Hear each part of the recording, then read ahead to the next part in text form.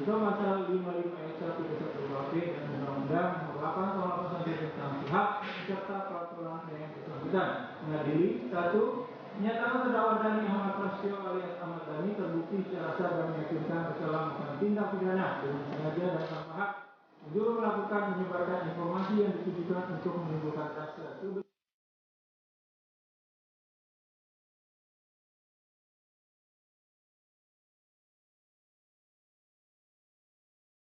Hari Senin kemarin, sidang kasus tentang ujaran kebencian yang dijalani Ahmad Dhani di Pengadilan Negeri Jakarta Selatan berkelok ke babak yang mengejutkan. Pasalnya pentolan grup band Dewa ini resmi dinyatakan bersalah dan mendulang vonis 1 tahun 6 bulan penjara.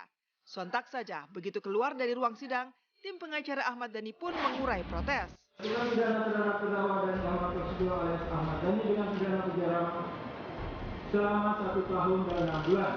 Memerintahkan agar terdakwa ditahan, menetapkan barang bukti dari penuntut umum 1 dan seterusnya dalam pasal hukum tersebut.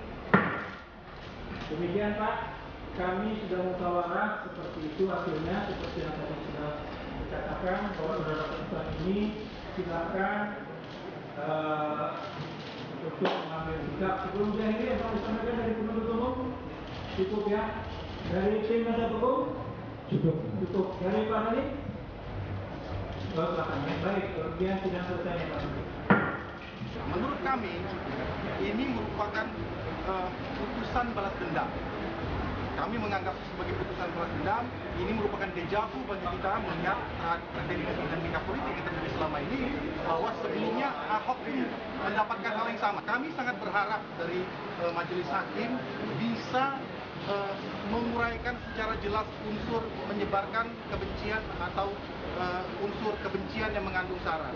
Nah, saya kira mulai dari sekarang harus bijaksana secara arif juga untuk membuat opini-opini di sosial media. Jangan juga menyebarkan berita-berita bohong, menyebarkan berita-berita kebencian. Ini demi persatuan negara kita ini, supaya kita menjadi bangsa yang lebih besar lagi. Uniknya, vonis mengejutkan di balik sidang putusan kasus ujaran kebencian Ahmad Dhani pun diwarnai jajaran fakta dan peristiwa yang tak biasa. Fakta yang pertama adalah sikap Ahmad Dhani yang pada hari Senin kemarin menghadapi sidang putusan kasusnya dengan sikap santai. Mengenakan setelan jas hitam lengkap dengan tutup kepala khas Jawa Tengah belangkon, Ahmad Dhani memperlihatkan sikap tenang di sepanjang proses sidang. Bahkan jika ada banyak selebriti yang menangis, apalagi histeris saat mendulang vonis di pengadilan, tapi Dhani justru berbeda. Menuai vonis 1 tahun 6 bulan penjara, Dhani tetap memperlihatkan sikap santai. Tapi secara mengejutkan, ketika keluar sidang, secara berapi-api, pihak pengacara Dhani menyatakan diri tidak terima, sehingga akan melakukan pengajuan banding ke tingkat pengadilan tinggi. Kalau pasal itu kan jelas, ada pasal yang namanya narasi atau kata antar golongan. Tapi majelis hakim tidak menjelaskan secara spesifik. Nah, oleh karena itu, berdasarkan hasil putusan tadi, seperti rekan saya tadi bilang, kami akan banding. Itu sudah sangat jelas sekali.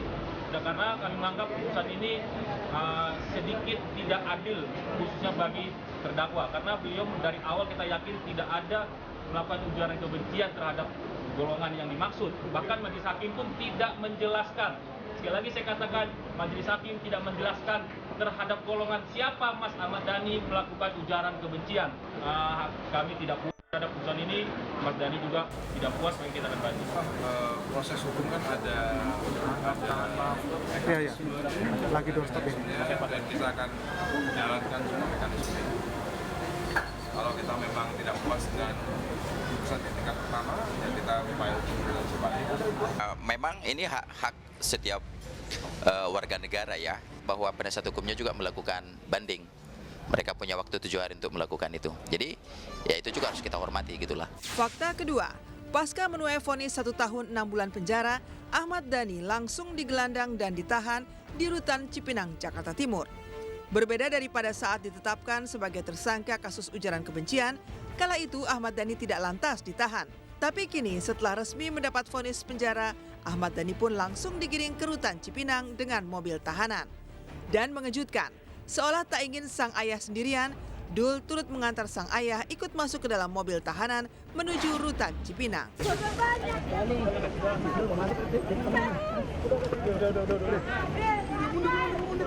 Diskriminatif. Dulu mau ikut. Bentar, tunggu apa? Ini mesti Taliban. Fakta ketiga, berbeda dari biasanya, Ahmad Dhani tidak mendapatkan dukungan lengkap dari ketiga anaknya. Hari Senin kemarin, Ahmad Dhani mendulang putusan vonis dan ditahan di Rutan Cipinang hanya dengan didampingi sang putra bungsu Dul. Sedangkan Al dan El yang selama ini rajin mendampingi sang ayah saat sidang sama sekali tak terlihat. Ada apa gerangan? Entahlah. Yang jelas, bukan hanya ketiga putranya. Mulan Jamila sang istri pun tak terlihat mendampingi Dhani saat digelandang ke Rutan Cipinang. Suasana rumah Dhani pun kian menjulangkan teka-teki karena para staf maupun pekerja di rumah Dhani kompak melakukan aksi bungkam. Ada apa dengan Ahmad Dhani dan pihaknya? Jika selama ini mereka vokal, mengapa ketika Dhani di penjara, semua pihak pekerja Dhani kompak melakukan aksi tertutup? Ya, kalau saya sih merasa saya nggak pernah merasa melakukan penjara kebencian ya, karena saya nggak pernah benci sama orang Tionghoa. Saya nggak pernah punya rekor benci kepada orang Tionghoa. Teman saya Tionghoa banyak, partner bisnis saya Tionghoa. Saya juga tidak mungkin menyebarkan kebencian kepada orang Kristen atau Katolik. Oma saya Katolik, tante saya Katolik, sepupu saya Protestan. Jadi kalau dianggap saya menyebarkan kebencian kepada suku ras tertentu, ya saya tepat bahwa ini adalah keputusan di tingkat pertama dan masih ada 3 tingkat lagi.